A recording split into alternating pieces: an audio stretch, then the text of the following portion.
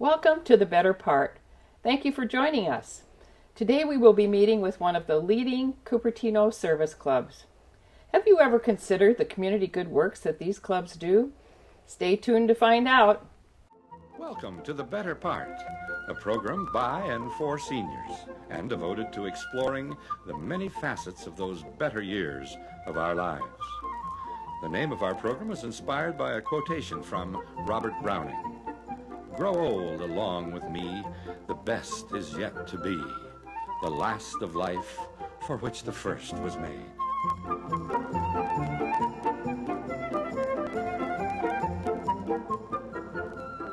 Now, sit back and enjoy a program made especially to provide seniors with useful information, plus some lighter moments to brighten your day. Hello, my name is Beverly Lenahan, and today we will be meeting with two distinguished members of the Cupertino Rotary. Joining us are Orrin Mahoney, Rotary past president and Cupertino mayor. Welcome, Orrin. It's nice to have you here. It's great to be here as well. Thank you. And I'd like to introduce Don Allen, our past district governor of Cupertino Rotary and past president, and also a Cupertino Rotarian for over 24 years. Welcome to you, Don. Good morning, Bev. Well, Don, let's start with you today. How would you describe a service organization? Boy, that's kind of a universal question. Service organizations, or service clubs as we know them today, really started in Chicago in 1905 with the advent of Rotary. Four men came together and began what was to become a very successful association. Surprisingly, Chicago in 1905 became equivalent to the Silicon Valley in the last 20 years. It was the sort of the bubble of service organizations. It was in 1905 Rotary, in 1912 Kiwanis, in 1917 Lions Club. Why all in Middle America, we have no idea, but they did. And actually, although they're international organizations, to this day they still kind of have the Middle American roots and the basic decency that those people represented at that time. Sure. And I understand that still the headquarters of Rotary International is in Evanston, Illinois. Is that right? Right next door to Chicago. Yes, it is. That's true. Good. Well, how would you describe the Rotary organization itself, just briefly? Well, it is the antithesis, I guess, of a hierarchical organization, although we do have a headquarters and all of those things.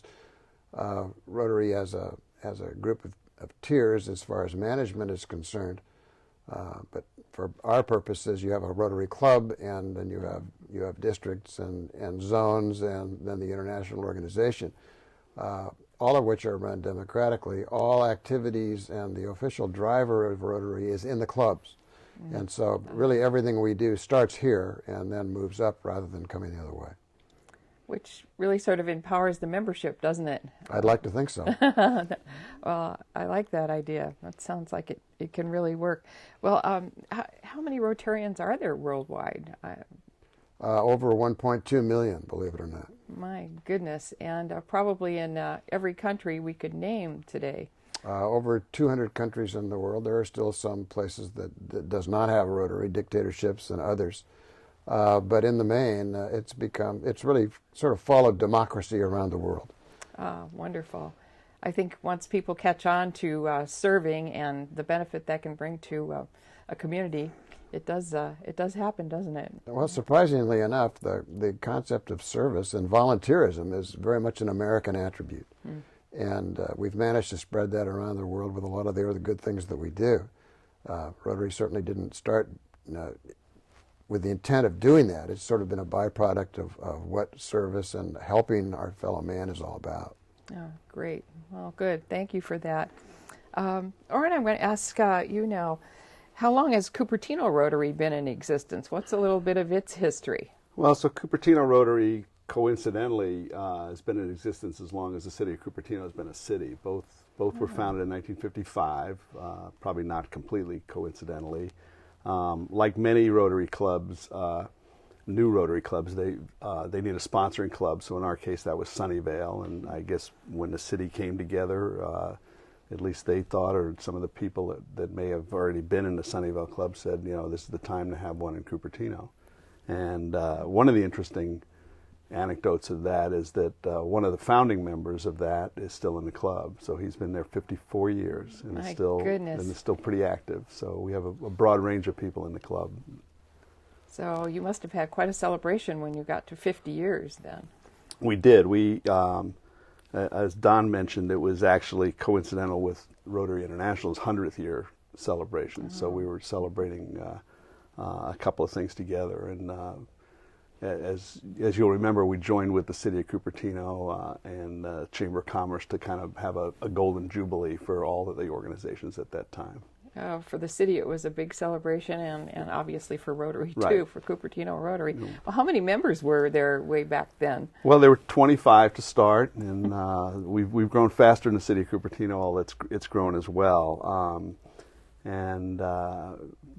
Just like the City of Cupertino, there's been a big change since then. So we're right now at 173 members. We have, which is a record for us. Tell me about women in the club. I understand maybe women have not always been allowed membership in Rotary. Oh, goodness, no. We fiercely resisted that for the first 75 years of our existence, first almost 80 years. Actually, it was all of the service clubs had a male-only policy until 1987, when, believe it or not, the Rotary Club of Duarte, California brought a lawsuit against service clubs to permit women members. And fortunately, wiser heads prevailed, and that finally came about. And women are now a very important part of what we do. Well, I would imagine that's true, from all I know. Well, how has the profile of the club changed? I imagine not only with women coming into the club, but imagine it's changed a lot in these last years. Well, Orrin probably can answer part of that question better than I, as the mayor of Cupertino. I can tell you, in the year 2000, we gathered our club together and did a strategic plan. One of the things that very strongly came out of that was a desire to have the membership of the club. The term I think we used was to reflect the face of the community, quite literally. And so at that point we had 5 minority members, non-white members of the club, and a club of about 105 members. And so it was obvious we had a long way to go. Yes. And I can tell you today that, matter of fact, one of my jobs is to do reference checks on people who apply to be members of our club. The last 16 members, and I just ran the numbers yesterday, of those, 6 are Caucasian, 5 are Indian, Indo-American, 4 are Chinese, and 1 is Persian. So we have come a long way. Yes, you have. My goodness. And the percentage of women, did you say, is probably close to half now, maybe? About 40%. 40? Yeah. Quite frankly, although some of my old-time Rotarian buddies will get upset with this, I think that not only is the club better for it, but the quality of the members, when women first came into Rotary, took a noticeable tick upward, and that's been to our advantage. Oh, well, good. Glad to hear that. Orrin, maybe you have something to add, too, about how that reflects Cupertino's profile today. Yeah, well, Cupertino, I think, there was an article in the Mercury News a little while ago that we're over 50%. I thought we were before, but the census data lags a little bit. Over 50% Asian, mostly Chinese, a lot of Indo-Americans and others. That's a reflection of the school system and the value those people place on education. Yes. But it really has been important for the city's come a long way in having what I call, instead of diversity, intercultural spirit. I mentioned that in the State of the City yesterday, and I think that works with the Rotary Club too. I mean, you really just get an amazing amount of different things that you can do, and our club participated very strongly in an earthquake relief concert last year for the Sichuan earthquake. Our club put on a concert for polio, which is one of Rotary's main things, with Indian performers or whatever. So we're not just doing it just to just to say we're doing it and just for the good of it. It is really good. It's really built a much stronger club, in my opinion, and a great addition to the community. Probably helped with interdependence and that sense of we all come from a good place. Let's figure out what it is and embrace that. Well, just going generally about that, when you say, well, we're all going to get along, when you work together on something, yes, that's where you learn to get along. I mean, it's one thing to say, okay, I want to be friends with this person, but until you roll up your sleeves and work together in one of our fundraisers or one of our community service projects or go on an international trip, that's when you really get to know somebody and really build those bridges. So. Mm-hmm. Well, thank you for that. I want to get a little bit more into some detail about some of your projects. Let's start with community service. Tell me a little bit about some of the programs that maybe you've been involved in lately. I think somebody mentioned the golf tournament and some of the other basic activities that not only raise money but help that greater community. Don, do you want to start with a couple? Sure, I'd be happy to do that. We do two different kinds of things. One is actual hands-on service and service projects. The other one is as you mentioned, a golf tournament. We'll talk about that in a minute, which is really a fundraising system to help support some of these other efforts. The thing we really try to do is keep in mind those middle American values. We no longer raise barns together, but there are certain other kinds of things that we can do together, and they develop a feeling of sort of an extended family and other types of things, and that could be as mundane or easy as painting fences in a memorial park to other hands-on things such as a kid's fishing day or a kid's shopping spree at Christmas time for children that are somewhat disadvantaged. Or to one that's coming up shortly that we all love is Dr. Seuss Reading Day, where we go to local grammar schools and we read Cat in the Hat and other books to first and second graders. That sounds like a lot of fun. It is a lot of fun, particularly where you have a class, an ESL class, where kids supposedly don't speak much English, and when you're reading Cat in the Hat, you leave out one word, and these little children leap to their feet and say, no, you did it wrong. So they know them all by heart, don't they? They do. It's amazing. But it sounds like the service also ends up being some fun, too. So as a part of reaching out to the community, it ends up being fun for the members as well. Well, I think gratifying. It occurs to you after a while. I mean, when you start on these things, particularly if you're doing something overseas, where you're going to help people with a major project, whether that was giving vaccine to children to prevent polio or delivering wheelchairs in Mexico, as we've done many times.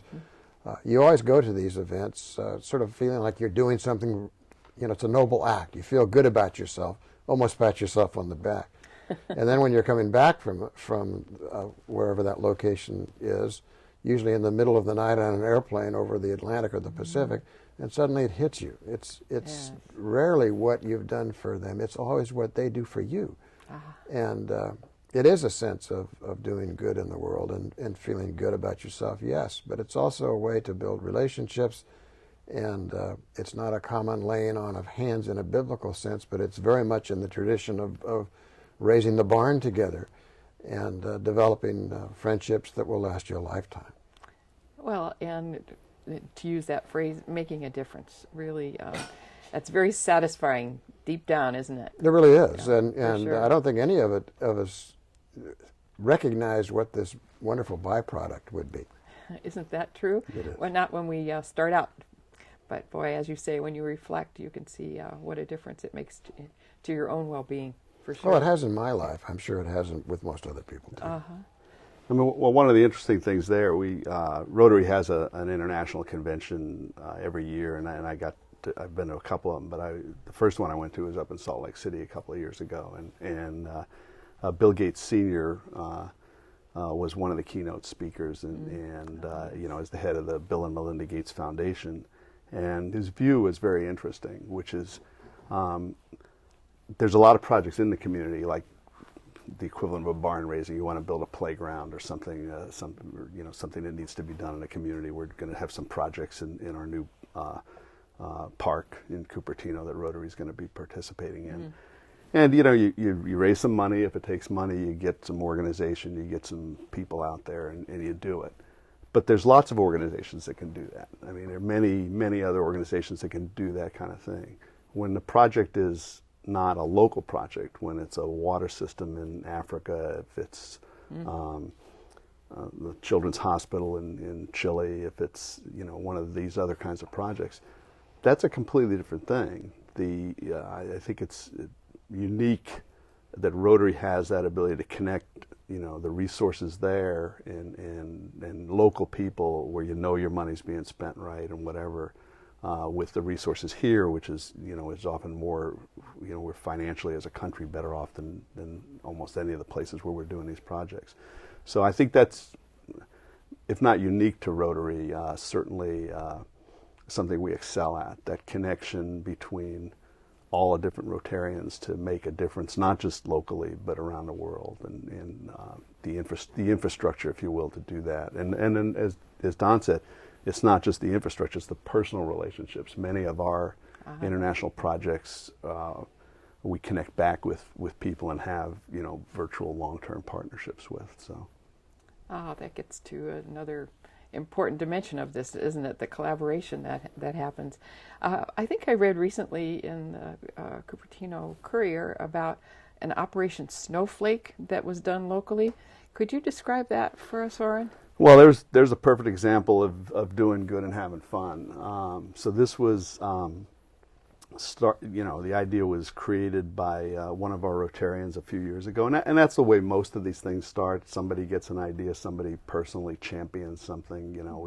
There's always more to do than we have the resources. So it takes one person to go, this is something I want to do, and make it happen.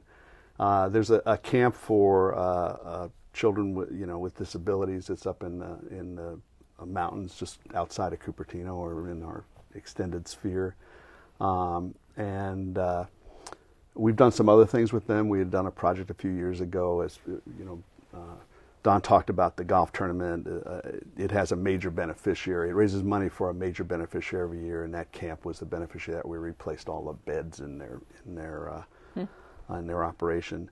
So somebody had the idea of giving them a white Christmas, which is challenging to do in this environment. Here in California, yes. And basically it was done by trucking in many tons of snow, and it's done with basically shaved ice, but it's pretty good like snow once you spread it out and everything. You can throw snowballs and make snowmen and stuff.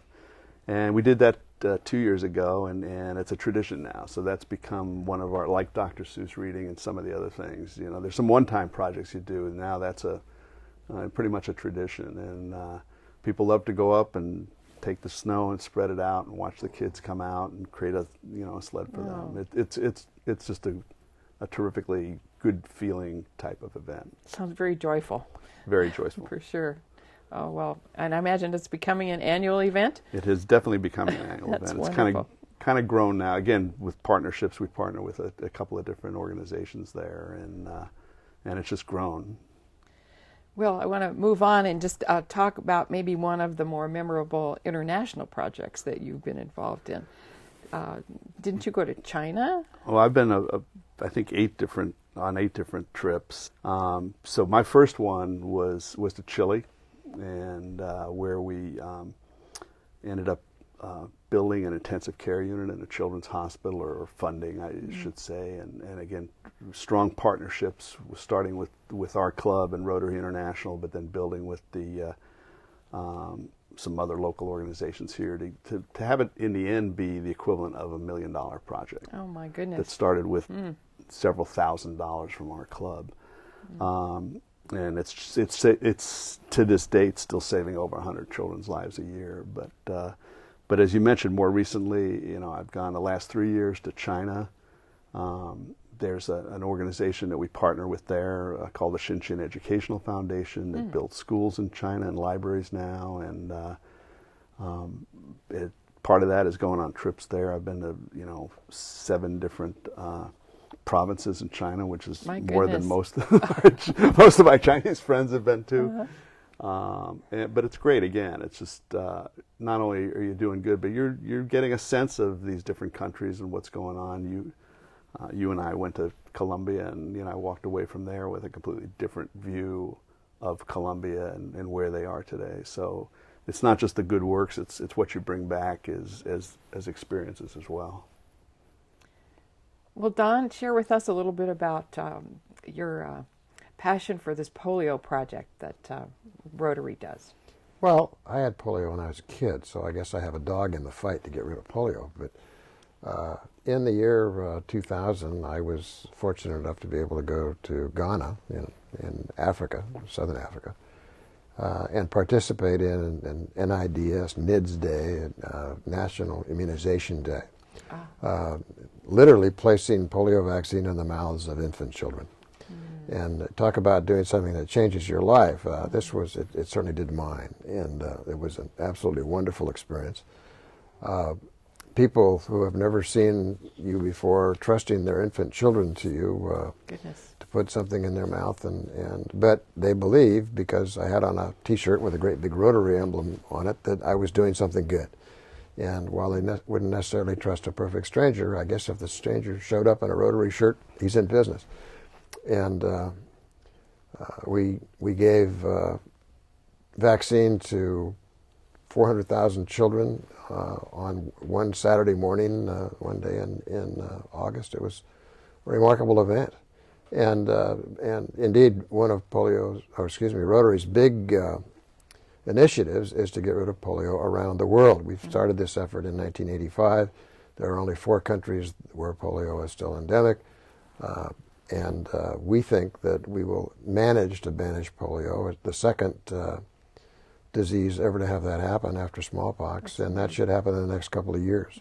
This was typical of most things we start. We thought $100 million and a lot of volunteers would do it. We are now in Rotary by itself over $800 million with an equal amount from other organizations, including the Gates Foundation, that have been very generous. And we keep getting a little closer to the wall each time, and we'll get there eventually. And it's something that really has sort of captured our hearts and souls. And wouldn't that be a thrill for you personally if that happened in your lifetime? It would indeed. Something I never thought I would see happen. That's amazing. Well, we're getting close to wrapping up, but I have a couple of final questions. Sure. One would be, how does the club go about making money for all these good projects they do? So there's a couple of ways that we do that, and one of the things we just created an annual report, our first one actually, and one of the benefits of that is it forced us to do some analysis of that. We just kind of take it for granted. We know how much we raise, but it kind of made us think about where it comes from, and we have a series of events, and so some members contribute to those events. Some of the events make money on their own by people buying meals and things like that. We rely very heavily on sponsorships. We're very fortunate, again, to have some world-class companies in the city of Cupertino and around the city of Cupertino that are active participants in our events. So overall, last year we raised about $230,000 for charitable giving alone. My goodness, and which is very significant. It was a record for us, and it's going to be a challenge this year in the economy to try to match that. Well, tell me, if somebody wants to become or think about becoming a Cupertino Rotarian, how do they go about that, Don? Well, if they are alive and breathing, actually it's not quite that, but if you have an interest in service, which I would say, volunteerism is sort of a unique American attribute, and if you have an interest in getting to know your neighbors and doing noble works in your community and around the world, all you have to do is talk to a Rotarian. We would have you visit our club 1 or 2 or 3 times to see if it's something that you're comfortable with and are interested in doing. And if you are, you fill out a fairly simple application and we go from there. It is not an onerous process. One can become a member of a Rotary Club in about a month's time. There is some cost to it in terms of dues and that sort of thing, but it's not prohibitive. And I think that you would find that it was something that you certainly get a lot more out of than you have to put into in a financial sense. Certainly sounds like it, that's for sure. And I understand each member is sponsored, so they sort of have someone who guides them through the membership process and through becoming assimilated into the club, too. They do indeed, and it's as with any other organization you might belong to, or first even a job you take on.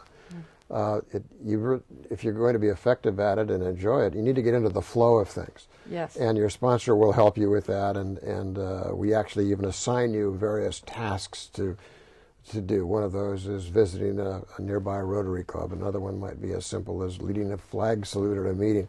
None of them are too tough to do, but they just kind of get you activated and move you along. I would imagine so, and pretty soon you have another very active member. I would like to think so. We are, I guess if I had to find a descriptor, we are volunteer-intensive people. Mm-hmm. Sounds like it. And with all the money you raised and all the good charitable work that you have done in these last 50-some years, it certainly sounds like service above self is a good byword for Cupertino Rotary and for Rotary International. Well, if someone wants to learn more about Rotary, what's the website they need to look at? www.cupertinorotary.org. And as Don was talking, the meetings are every Wednesday in Quinlan Community Center. If you just want to drop by, that's fine too. We certainly welcome drop-ins to just come and really kind of experience it. But the website's a good place to learn in more depth about some of the things we talked about here today. Sure. Well, I want to thank you both so very much for being with us today on The Better Part, and we wish Cupertino Rotary all good fortune in the future. Thank you. Thank you, Bev. Thanks, Bev. I enjoyed it. We hope you have enjoyed today's program. If you would like to purchase a copy of a program, suggest a topic, or a guest, you can reach us at the Cupertino Senior Center, 408-777-3150. You can learn more about The Better Part or order a program by visiting our website, www.thebetterpart.com. Copies of selected programs are also available through the Santa Clara County Library System and on YouTube. Thank you for watching. See you next week.